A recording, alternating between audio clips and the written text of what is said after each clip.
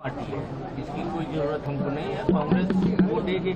Misuse कर रहे हैं, चुनाव है इसलिए ऐसा कर रहे हैं। देखिए, आपको जितना विवाद करना है, जितने राजनीतिक मतभेद हैं, जितने राष्ट्रीय विषय हैं, उस पर कीजिए ना।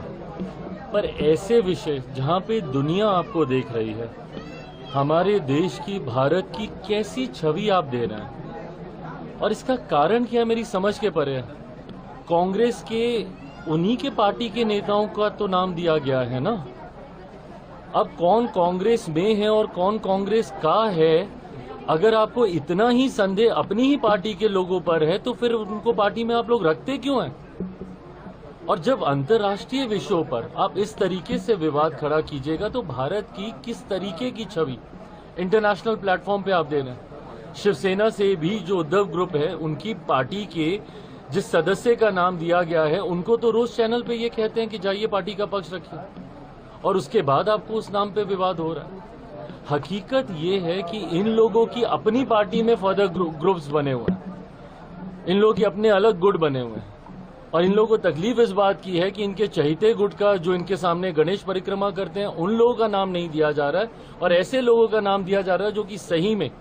काबिल हैं, काबिलियत रखते हैं, अंतर्राष्ट्रीय मंच पर भारत की बातों को रखने के लिए सामर्थ्य है, उन लोगों का नाम दिया जा रहा है। इन लोगों को, काबिल लोगों को प्रमोट नहीं करना, क्योंकि इनकी सेल्फ इनसिक्योरिटी शुरू हो जाती है कि कहीं ये हमसे आगे ना निकल जाए, और ये लोग ऐसे लोगों का नाम देना चाहते हैं जो सिर्फ गणेश परिक्रमा करें। आज की तारीख में जब दुनिया आपको देख रही है, और एक इतना बड़ा विषय भारत के ऊपर जिस तरीके से ये आतंकी हमला हुआ, भारत ने जिस तरीके से मुंह तोड़ जवाब देने का काम किया,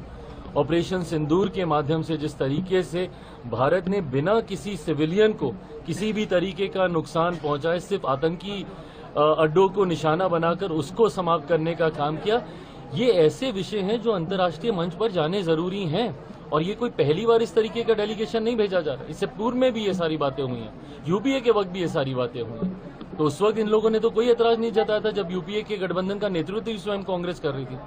तो ऐसे में अंतर्राष्ट्रीय मंच पर जाकर भारत को अपना पक्ष रखना जरूरी है,